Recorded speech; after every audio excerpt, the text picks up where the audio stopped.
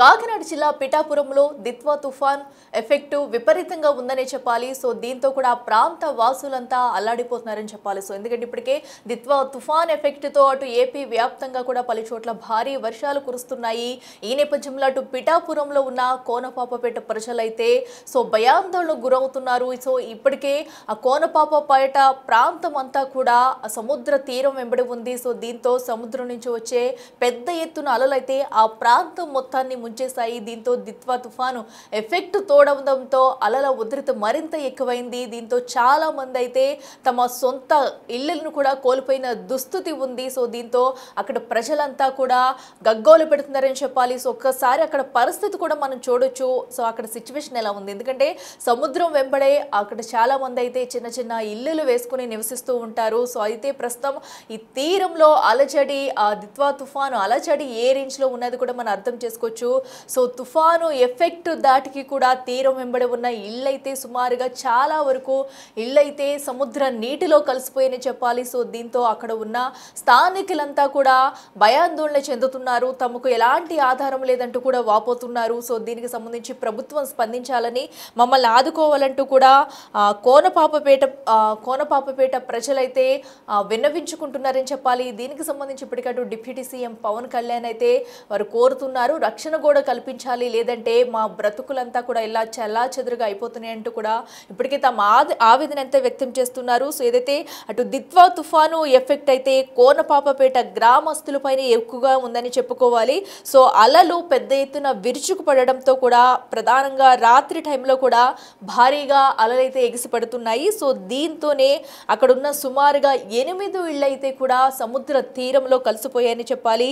కెరటాల తాకుడికైతే మత్స్యకారుల ఇల్లు ఒక్కొక్కటిగా కూలిపోతున్న దృశ్యాలైతే మనం చూస్తున్నాం. అయితే రక్షణ గోడ నిర్మించాలని ఇప్పటికే డిప్యూటీ సీఎంకి అయితే వాళ్ళు వినవించుకుంటున్నారు. దీనిపై స్పందించాలంటూ కూడా తమ గోడును వినిపిస్తున్నారు. ఎస్, ఒకసారి మనం టీవీ స్క్రీన్ మీద క్షుణ్ణంగా పరిశీలించవచ్చు. అక్కడ ఉన్న సిచ్యువేషన్ ఏంటనేది కూడా. అటు సముద్ర తీరానికే అటు వారి ఇళ్ళలు అయితే ఉన్నాయి. అక్కడే చిన్న చిన్న గుడిసెలను వేసుకుని వారు నివసిస్తూ ఉంటున్నారు.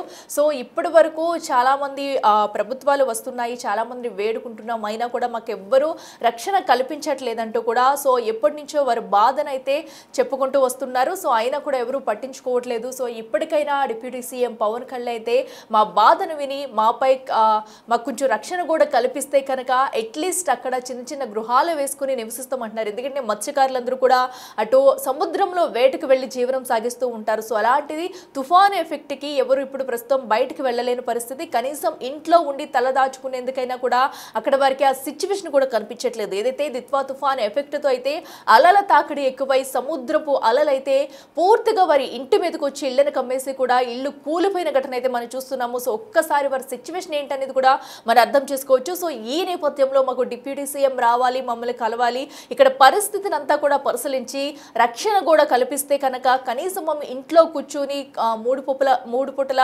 తిండైనా తినగలుగుతామంటూ కూడా ఇప్పటికే వేడుకుంటున్నారు. అసలు బాధితులు ఏమంటున్నారు, ప్రభుత్వాన్ని ఏం కోరుతున్నారు అనేది కూడా ఒకసారి వారి మాటల్లోనే మనం విందాం. ఏదో లేకుండా చంద్రానికి ఆ గొట్టాలు లాగిచ్చిలో పరిపాలన చేస్తే అల్లు కొట్టాం మీ ఇంట్లో ఉంటున్నాం, 3 ఇళ్ళు కొట్టాం మీ ఇందులో, 5 ఇళ్ళు కొట్టాం మీ ఇంట్లో అని అలాగే ఉన్నాం బావి. మరి ఏం చేయాలో చెప్పండి, ఏం చేస్తాలో చేయండి. మరి ఇంతకానికి చెప్పేది ఏమి ఏదో లేకుండా చంద్రానికి ఆ గొట్టాలు లాగిచ్చిలో పరిపాలన చేస్తే వాళ్ళు ఎక్కడ రమ్మంటే అక్కడికి వస్తాం. లేవరు అలానా కులం వల్ల ఉంటూనే ఉన్నాను. కులం లేకపోతే వాళ్ళు ఎక్కడ బతకగలరండి. పెద్దలు అయితే మాత్రం, ప్రెసిడెంట్లు అయితే మాత్రం కులంతో పోకలాడాలి. వాళ్ళు నోరు తడుతూ మాట, నోరు తడతో మాటకి పోకలాడుతున్నారు. ఈ ఊరు శాండాలు ఈ ఊరు అయిపోయింది. ఎటు అందరూ వచ్చి మనమే కానీ కట్టేసి ఇస్తాం రాబాబు ఉండండి అని ఎవడ అన్నావు లేడు. ఏ నాయకుడు రాత్రి ఏం చేయండి మరి, అలవాటు అయిపోలే నా పడుకోవట్లేం. మరి ఎవడో పడుచుకోపోతే రాత్రులు పడుకోవట్లేదండి. ఈ సొందరు ఆడలకి అదిరికి భయం ఉంటున్నాం. బయటకు వచ్చి కాపలాగా నిద్ర ఉంటున్నామండి. ఎవడ పట్టించుకోవట్లేదు. మెరక్కల మట్ల రూపాయి కట్టుకోవడానికి లేదు, పోవట్లేదు. సో వస్తే ఎవడ ఇదే అవ్వట్లేదు. ఇదే ఏం చేద్దాం, పూలు మమ్మల్ని అలా బాధపడుతున్నాం. పిల్లలతో నాకు 3 పిల్లలు, చిన్న పిల్లలు. మరి ఏం చేయమో మరి ఎవరు పట్టించుకోవట్లేదు. అలా రాత్రిలో అలా ఇంటి పోవడం రాంకులతో తలదాచుకోవడం పొగులు రావడం రాత్రులు అసలు పడుకోవట్లేదు ఎవరును. అలాగే వచ్చిన వాళ్ళ నా మెరక్కలు పోట్లు పెట్టుకునే రూపం ఉండట్లేదు, లేదు తాగలేదు మా దగ్గర. నేనంటే వాళ్ళకి ఏం చేయాలో ఏదో సాయం చేసి ఇల్లు కట్టించి ఇవ్వాలా. జిల్లా యు కొత్తపల్లి మండలం కొన్నాడు గ్రామ పంచాయతీ కోనపపేట గ్రామం. నా పేరు రాజబాబు అండి. గత ప్రభుత్వం మాట ఇచ్చిందని కొట్టేస్తాను, కానీ అది కూడా నెరవేరదండి. ఇప్పుడు కూట ప్రభుత్వం ఓట్లు వేసి నెగ్గించుకున్నాం సార్. వేసినా గొట్టు కాంపౌండ్ వాళ్ళు వేస్తారని పవన్ కళ్యాణ్ మాట ఇచ్చారండి. మాటలాగే ఉంది తప్ప అది ఆ మాట నిలబెట్టుకోలేదండి.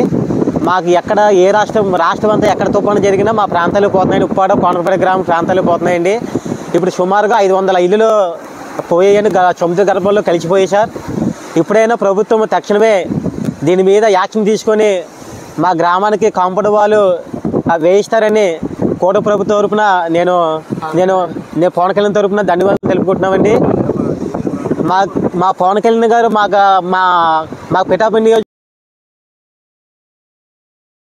నియోజకవర్గ ఎమ్మెల్యేగా రావడం మాకు చాలా గర్వకారణంగా చెప్పుకుంటున్నామండి.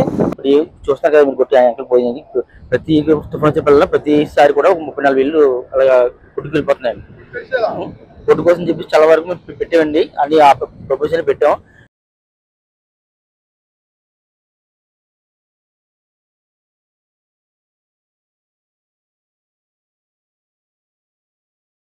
ఈ మధ్య పవన్ కళ్యాణ్ గారు కొట్టుకు శాంక్షన్ చెప్పి వేస్తా అన్నారు. దేవుడి దేవాలయం కానీ ఆయన కానీ పుణ్పుని కొట్టేస్తే మా ఊరు గ్రామం కొద్దిగా కాపాడని అవుతారండి. తొందరగా కొద్దిగా అనేది చేస్తే కొద్దిగా ఇల్లు కొట్టడం అనేది ఆగిపోతాయి. కొద్దిగా మన పవన్ కళ్యాణ్ గారు దయచేసి కొద్దిగా కొట్టే చెప్పి ఆయన. నా పేరు దుర్గా ప్రసాద్ అండి. మా గ్రామం వచ్చి కోనపపేట అండి. మా సమస్య ఏంటంటే ప్రతి సంవత్సరానికి తుఫాన్ రావడం వల్ల ఇల్లులు పోవడం వల్ల, సంవత్సరానికి వచ్చి 40-50 ఇల్లు పోవడం వల్ల చాలా ఇబ్బంది పడుతున్నామండి. అదేవిధంగా ఏ రాజకీయ నాయకులు వచ్చినా సరే ఇది మామూలుగా లబ్ధిపరంగా సరే తాత్కాలికంగా చేస్తామని చెప్పేసి తప్ప పరిష్కారంగా ఏం సమస్య చెప్తలేదండి. అదేవిధంగా ఇల్లు పోయిన వాళ్ళు కూడా చాలా ఇబ్బంది పడుతున్నారండి. ఉన్న వాళ్ళు కూడా ఇబ్బంది పడుతున్నారండి. రేపు పొద్దున్న వెళ్ళి అదే సమస్య వచ్చి ఎలా ఉంటే మళ్ళీ రేపు పొద్దున్న ఎక్కడికి వెళ్ళాలి, ఏం చేయాలని కూడా తెలియట్లేదండి. భయపడతా బతుకుతున్నామండి.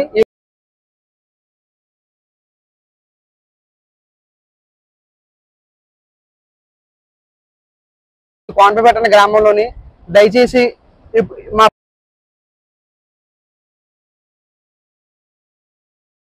పవన్ కళ్యాణ్ గారు వచ్చి మా సమస్యను పరిష్కరించి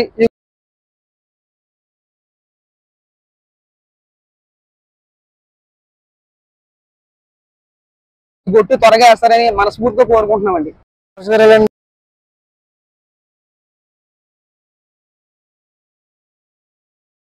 మాది ఈ కొత్తపల్లి మండలం కోనపపేట అండి.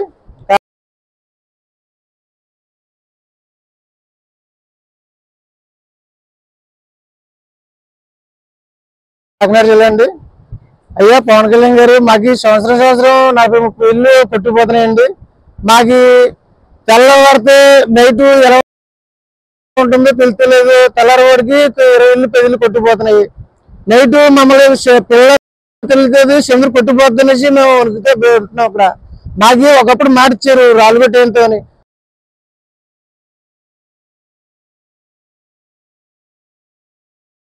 ఇప్పుడు వరకు లేదు. నైట్ పిల్లల తెలియదు మేము ఉనికితే ఉంటున్నాం. కాపలా కాశ్మీర్ ఉంటున్నాం. ఇక్కడ ఎలా ఉంటుందో ఏ రోజు ఎలా ఉంటుందో తెల్లవారితే ఎలా ఉంటుందో నైట్ ఎలా ఉంటుందో మాకు తెలుస్తలేదు. అయ్యో పవన్ కళ్యాణ్ గారు నమస్కారాలండి మీకు. కానీ మాకు త్వరగా గుట్టయించి మమ్మల్ని స్వేచ్ఛగా పెట్టి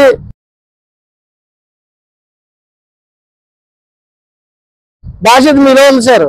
కానీ అయ్యా మాకు వాళ్ళు పెట్టి ఎంత త్వరగా అయితే అంత మంచి సార్.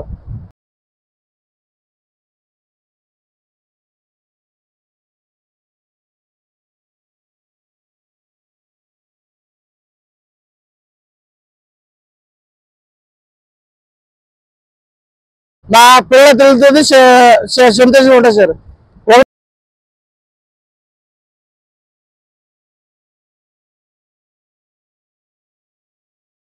అంటే సార్ మాకు ఎట్టి పరిస్థితుల్లోనూ మీరు కానీ మాట ఇచ్చిన టైంలోనూ ఇప్పుడు వరకు కొట్టేయలేదు సార్. కొట్టేసి మమ్మల్ని ఆదుకుంటారనేసి సంవత్సరానికి 54 బిల్లు పోతున్నాయి సార్. రాత్రి నిన్న 2-3 రోజుల్లోనే 13 ఇల్లు కొట్టిపోయేశారు. మీకు 1500 పెడుతున్నాం సార్. మాకు త్వరలో కొట్టేయించాలి సార్. ఇమీడియట్ గా వేయించండి సార్. మీకు వందనాలు సార్, 100 వందనాలు సార్.